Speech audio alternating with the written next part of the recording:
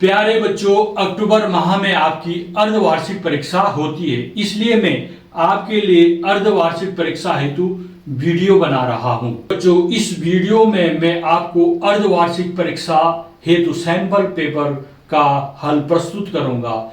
इस वीडियो को पूरी देखिएगा और वीडियो को शेयर भी कीजिएगा। आइए पेपर हल करते हैं। अर्धवार्षिक परीक्षा 2024-25 का उत्तराखंड बोर्ड का कक्षा 10 का 3 घंटे का पेपर होता है। विषय गणित है। ये पूर्णांक 80। नोट: सभी प्रश्न अनिवार्य हैं। इस प्रश्न पत्र में कुल 30 प्रश्न हैं जो 4 खंडों अ, ब, श और द में बटे हुए हैं। खंड अ में एक अंक के 10 प्रश्न, जिसमें 5 प्रश्न बहुविकल्पीय हैं। खंड ब में 2 अंक के 5 प्रश्न हैं। खंड स में 3 अंक के 10 प्रश्न हैं। इस तरह से आते हैं प्रश्न। और खंड द में 6 अंक के 5 प्रश्न हैं। प्रश्न 1: निम्न में परिमेय संख्या है a√2, पाई 0.375 या 5 ऋण √3। सही आंसर होगा इसका 0.375। प्रश्न 2: द्विघात बहुपद की घात होती है 0, 1, 2 या 3। सही आंसर है इसका 2। द्विघात बहुपद की घात 2 होती है। विकल्प सी सही है। प्रश्न 3: समरूप की भुजाएं 4:9 के अनुपात में हैं। इनके क्षेत्रफल का अनुपात होगा 2:3, 4:9, 81:16 और 16:81।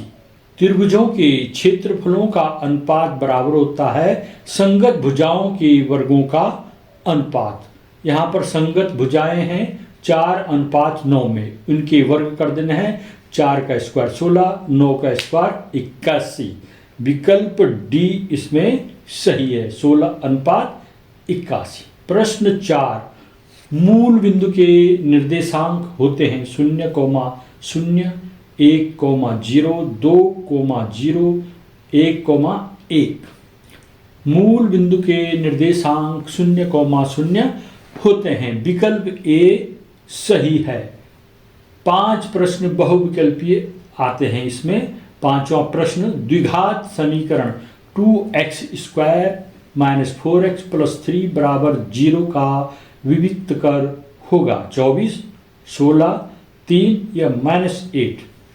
आइए इसको हल करके देखते हैं।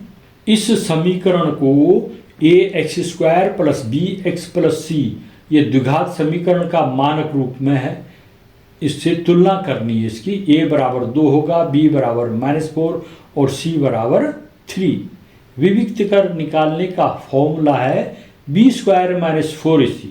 इस समीकरण में विविक्त कर निकालने पर यह मान निकलता है b² - 4ac, b की जगह -4 का स्क्वायर और 4ac, 4 × 2 × 3, 16 - 24 बराबर हो जाएगा -8। विकल्प डी सही है।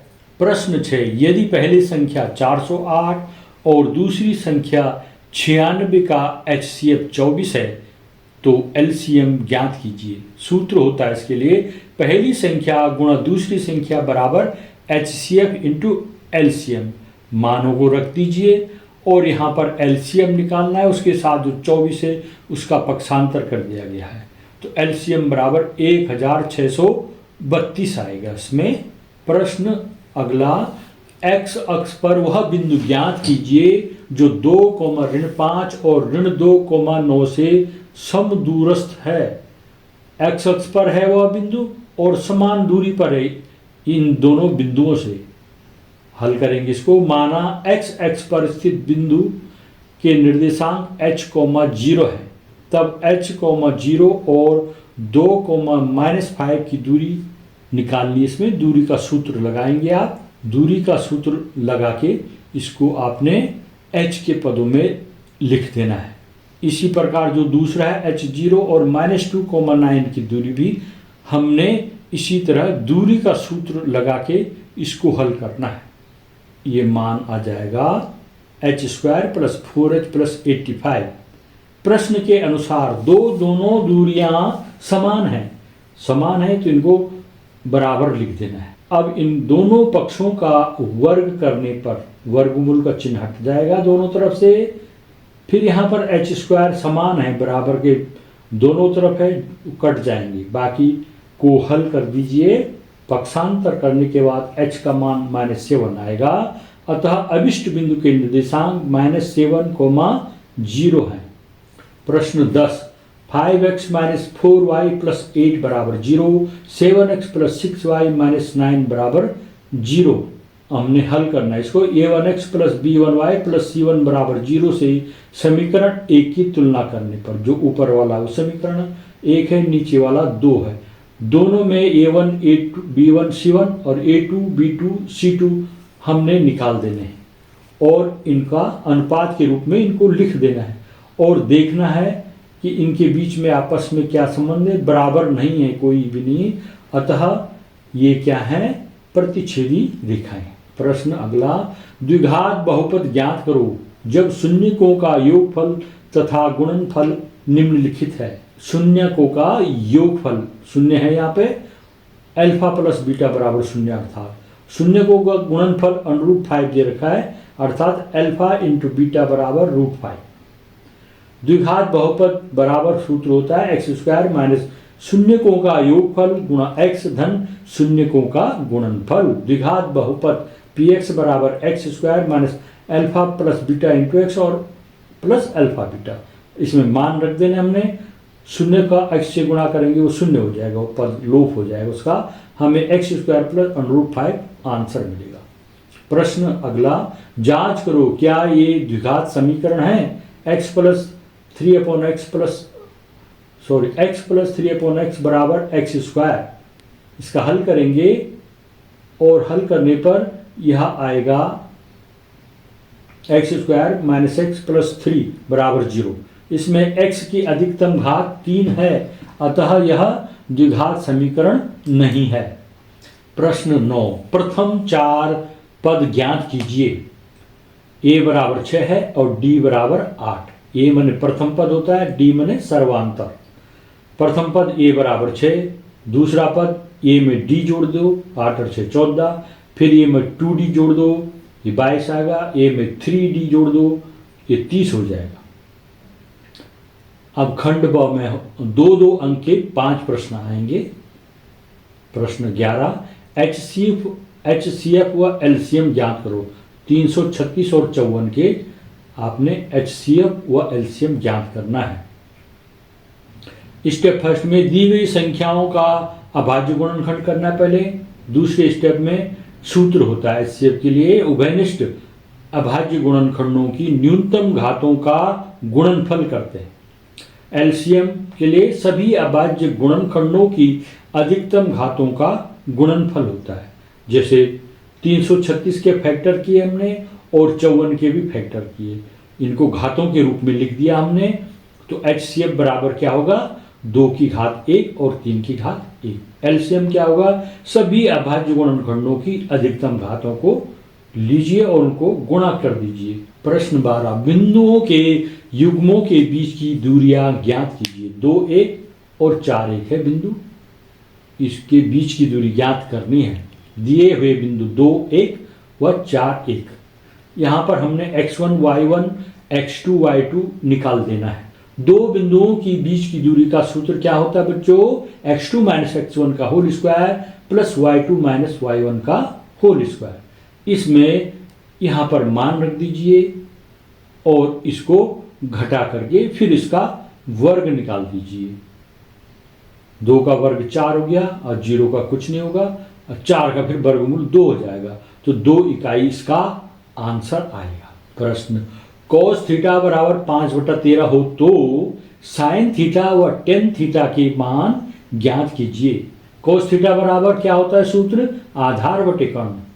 पाइथागोरस सूत्र से हम यहाँ पर लंब को ज्ञात करेंगे। कर्ण का स्क्वायर बराबर लंब का स्क्वायर धन आधार का स्क्वायर। इसको हल करेंगे आगे, तो लंब आ जाएगा 12 सेंटीमीटर। साइन थीटा बराबर लंब बटे कर्ण होता है, तो 12/13 लिख देंगे। टेन थीटा बराबर लंब बटे आधार, तो लिख देंगे 12/5 टेन थीटा का मान होगा। त्रिभुज ABC समरूप है त्रिभुज DEF और इनके क्षेत्रफल क्रमशः 64 सेंटीमीटर स्क्वायर व 81 सेंटीमीटर स्क्वायर है। यदि EF बराबर 18 सेंटीमीटर हो तो BC ज्ञात कीजिए। त्रिभुजों के क्षेत्रफलों का अनुपात बराबर क्या होता है? संगत भुजाओं के वर्गों का अनुपात। तो ये लिखेंगे अनुपात 64/81 बराबर BC स्क्वायर बटे 18 का स्क्वायर। इसका वर्गमूल निकाल देंगे। वर्गमूल निकालने पर क्या हो जाएगा? 8/9 और BC को एक तरफ रखेंगे, पक्षांतर करेंगे, 9 का भाग 18 गुणा 8 में करेंगे तो ये 9 दूना 18 आंसर आ जाएगा 8 दूना 16। बिना लंबी विभाजन प्रक्रिया के दिखाइए कि 7/80 10 गलत लिख दिया मैंने यहाँ पे का दशमलव प्रसार शांत है। भिन्न के हर के गुणनखंड करने पर 7/80 में हर 80 है, 80 के गुणनखंड करेंगे आप 2 की घात 4 गुणा 5 की घात 1 आएगा। हम देखते हैं कि हर के गुणनखंडों में 2 और 5 के अतिरिक्त अन्य कोई दूसरा गुणनखंड नहीं है। दी गई भिन्न के हर में 2 और 5 दोनों हैं, अतः इसका दशमलव प्रसार शांत है। नोट, यदि हर में 2, 5 के साथ या अतिरिक्त अन्य अभाज्य संख्या आए तो उसका दशमलव प्रसार अशांत आवृत्ति होगा। इस तरह से आप दूसरे प्रश्नों को भी हल कर सकते हैं, ये याद रखिएगा। अगला प्रश्न, x अक्ष पर वह बिंदु ज्ञात कीजिए जो 2,-5 और -2,9 से समदूरस्थ है। हल होगा, माना x अक्ष पर स्थित बिंदु के निर्देशांक h0 हैं, तब h0 और 2,-5 की दूरी बराबर, ये हमने दूरी का सूत्र लगा के इसको हल कर देना है। h के पदों में मान को रखेंगे यहाँ पे इस तरह से, h के पदों में मान आ गया। दूसरा h0 -2,9 की दूरी, इसको भी h के पदों में लिखेंगे। तो दूरी का सूत्र लगा के इसको हल करते रहिए। यहाँ पर h+2 का होल स्क्वायर क्या होगा? a+b का होल स्क्वायर के अनुसार इसको खोलिएगा, तब ये आ जाएगा इस तरह से। प्रश्न के अनुसार दोनों दूरियां समान है, प्रश्न में दे रखा है, तो इनको बराबर कर दीजिए दोनों मानों को। दोनों पक्षों का वर्ग करने पर क्या होगा? वर्ग का चिन्ह हट जाएगा दोनों तरफ से, फिर h स्क्वायर से h स्क्वायर कट जाएगा। बराबर के दोनों तरफ हैं और समान है। इस तरह h का मान निकालेंगे, h बराबर -7, अतः अभिष्ट बिंदु के निर्देशांक -7,0 है। हल करो 2x² + x - 4 बराबर 0, 2x² + x - 4 बराबर 0 द्विघात मानक समीकरण ax² + bx + c बराबर 0 की 0 से तुलना करने पर इसमें a, b और c के मान निकल जाएंगे।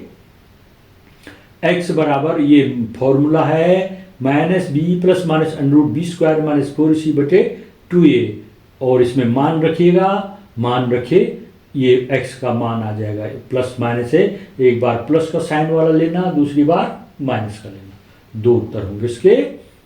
यदि a -5,7 b -4, -5 इस तरह से ABCD चतुर्भुज के शीर्ष हैं, तो इस चतुर्भुज का क्षेत्रफल ज्ञात कीजिए। निर्देशांक ज्यामिति का सवाल है ये, तो इसमें चतुर्भुज का क्षेत्रफल का सूत्र, चतुर्भुज दो त्रिभुजों को मिलकर बना हुआ है, अर्थात अगर हम इसमें इसका B और D को मिला देंगे तो दो त्रिभुज बन जाते हैं। तो त्रिभुज का क्षेत्रफल का सूत्र हमें मालूम है, उसमें मान रख देना है, और इस तरह से एक त्रिभुज का क्षेत्रफल निकलेगा। फिर दूसरे त्रिभुज का भी क्षेत्रफल इसी तरह से हम निकालेंगे। त्रिभुज के क्षेत्रफल का सूत्र लगाइए और मान रखते जाइए। इस तरह से ये त्रिभुज का दूसरी त्रिभुज का क्षेत्रफल भी निकल जाएगा। फिर दोनों त्रिभुजों के क्षेत्रफलों को हमने जोड़ देना है, वह चतुर्भुज ABCD का क्षेत्रफल होगा। अगला प्रश्न, prove that sin A plus cos sec A square plus cos A plus sec A का होल स्क्वायर बराबर 7 plus ten square A plus cot square A। इसको हल करना है।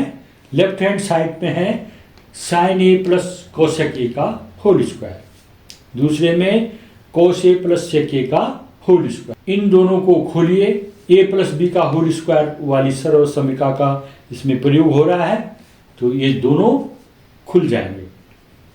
तीन पदों में आ गए, तीन पद। साइन स्क्वायर ए प्लस कोस स्क्वायर ए, इसको अच्छा कोस स्क्वायर ए को ले दिया उसने इधर, और सेक स्क्वायर ए प्लस कोसेक स्क्वायर ए को ले देना है। बाकी ये ट्रू वालों को इधर बाद में लिख दीजिए। साइन स्क्वायर ए प्लस कोस स्क्वायर ए का मान 1 होता है, सेक स्क्वायर ए का 1 प्लस टेन स्क्वायर ए होता है, कोसेक स्क्वायर ए का 1 प्लस कोट स्क्वायर ए होता है। फिर इसको इस तरह से लिखिए ताकि ये साइन साइन कट जाए या कोस कोस कट जाए, हमको केवल अंक मिलेंगे। तो 1 प्लस 1 टेन स्क्वायर ए प्लस 1 प्लस कोट स्क्वायर ए प्लस 2 आ जाएगा। अब इसको जोड़ दीजिए संख्याओं को, 7 आ जाएगा। 7 प्लस टेन स्क्वायर ए प्लस कोट स्क्वायर ए राइट हैंड साइड में है। ये आंसर हो गया। अगला प्रश्न, द्विघात बहुपद 3x square minus x minus 4 बराबर 0 के शून्यक ज्ञात कीजिए। पहले इसके गुणनखंड करने हैं। ए का मान 3 है, 4 सी का मान है, इनको गुणा करें, 4 × 12 के ऐसे गुणनखंड करने हैं जो उनको घटा करके -1 आए। तो इस तरह से ये मध्य पद का विखंडन करके आ गया। इनमें कॉमन लीजिए जोड़ा बना करके, फिर कॉमन लीजिए और तब इसको हल कर दीजिए। x के 2 मान निकल जाएंगे। यदि tan A बराबर cot B तो सिद्ध कीजिए कि A प्लस बी बराबर 90 डिग्री। हल दिया है tan A बराबर cot B। हम जानते हैं cot B बराबर tan 90 माइनस बी भी होता है, तो 10 से 10 कट जाएगा, A बराबर 90 डिग्री माइनस बी। पक्षांतर करेंगे, A प्लस बी बराबर 90 डिग्री। अतः स्पष्ट है tan A बराबर cot B होने पर A प्लस बी बराबर 90 डिग्री होगा। अगला प्रश्न, x square minus 14x plus 45 बराबर 0, इसको गुणनखंड विधि से हल कीजिए। 45 इसमें अचर पद है, 45 हमको 45 के सभी गुणनखंड लिखने हैं। वे 2 पदों में होने चाहिए ऐसे गुणनखंड, जैसे 9 × 5 = 45, 15 × 45 या 45 से कम 45। अब x का गुणांक 14 है, तो अतः 45 के गुणनखंडों में हमने 14 लाना है। सभी पद धनात्मक होने चाहिए, तो 14 कब आएगा? 9 और 5 को जोड़ेंगे, 9 और 5 14। अब हम लिखेंगे x square plus 5x plus 9x plus 45 बराबर 0। 2 पदों का जोड़ा बनाएंगे, एक्स स्क्वायर प्लस 5x और 9x प्लस 45। जोड़ा बनाने में जो पहला जोड़ा है उसमें कॉमन लिखना है, x कॉमन है, x प्लस 5 आएगा, 9 कॉमन है दूसरे में, x प्लस 5 आएगा। फिर x प्लस 5 को कॉमन लेना है, दूसरी तरफ आ जाएगा x प्लस 9। अंत में प्रत्येक गुणनखंड जो कर रखे हैं व्यंजक है उसका बराबर 0 लिख देना है। x प्लस 5 बराबर 0, तो x बराबर क्या होगा? 5 का पक्षांतर करते हैं, x बराबर -5 हो जाएगा। x प्लस 9 बराबर 0, x बराबर -9। प्रश्न अगला, दिए गए त्रिभुज ABC के शीर्ष A से BC पर डाला गया लंब BC को बिंदु D पर इस प्रकार प्रतिच्छेद करता है कि DB बराबर 3CD है। सिद्ध कीजिए 2AB 2 नहीं है, 2AB स्क्वायर बराबर 2AC square plus BC square. इस तरह से ये 2 नीचे आ गया है।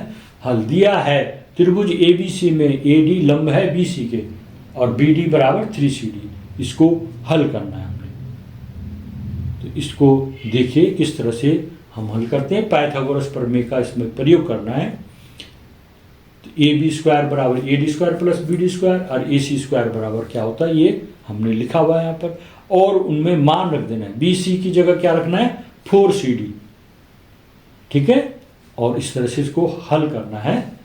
तो ये 8CD² बराबर 8CD की जगह BC/4 का होल स्क्वायर कर देना है। AB² माइनस AC² बराबर BC/2 का होल स्क्वायर। अब इसको इस तरह से हल करेंगे आगे, तो ये मान इस तरह से आ जाएगा 2AB का होल स्क्वायर बराबर 2AC का स्क्वायर प्लस BC का स्क्वायर।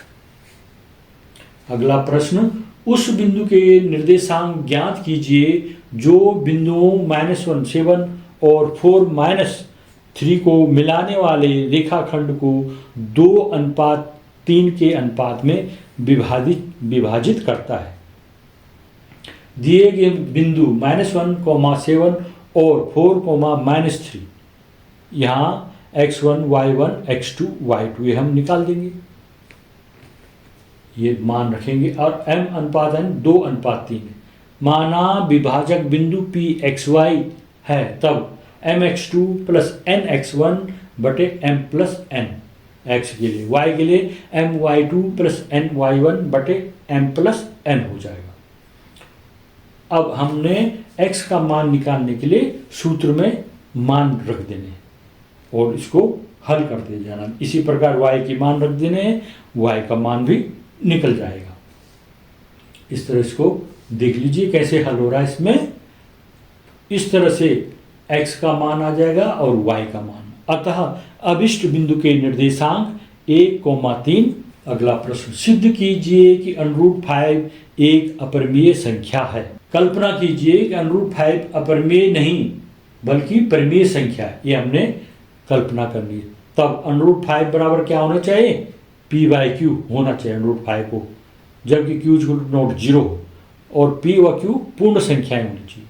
माना P और Q में एक के अतिरिक्त कोई अभाज्य गुणनखंड सार्वनिष्ठ नहीं, दोनों पक्षों का वर्ग करने पर, ये है जो इसका दोनों पक्ष को वर्ग करना है, तो हो जाएगा P² बराबर 5Q²। P² संख्या 5 से विभाज्य है, तो P भी संख्या 5 से विभाज्य होगी। अब P 5 से विभाज्य है, तब माना कि P बराबर 5R, दोनों पक्षों का वर्ग करेंगे, P² बराबर 25R² हो जाएगा। परंतु हमें यह भी ज्ञात है कि P² बराबर 5Q², 5Q² P की जगह रख दिया ना, तो 25R², इसको हल किया तो Q² बराबर 5R² आ गया। तो Q² 5 से विभाज्य हो गया यहाँ पर भी, तो Q भी 5 से विभाज्य होगा। 5 P और Q का सार्वनिष्ठ अभाज्य गुणनखंड है जो एक के अतिरिक्त है। यह एक विरोधाभास है, क्योंकि हमारी मान्यता के अनुसार P और Q में एक के अतिरिक्त कोई अभाज्य गुणनखंड सार्वनिष्ठ नहीं है। यह संकेत करता है कि हमारी कल्पना √5 परिमेय संख्या है, असंगत एवं त्रुटिपूर्ण है। अतः √5 एक अपरिमेय संख्या है। प्रूफ। प्रश्न, भूमि के एक बिंदु से जो मीनार के पाद बिंदु से 30 मीटर की दूरी पर है, शिखर का उन्नयन कोण 30 डिग्री है। मीनार की ऊंचाई ज्ञात करनी है इसमें।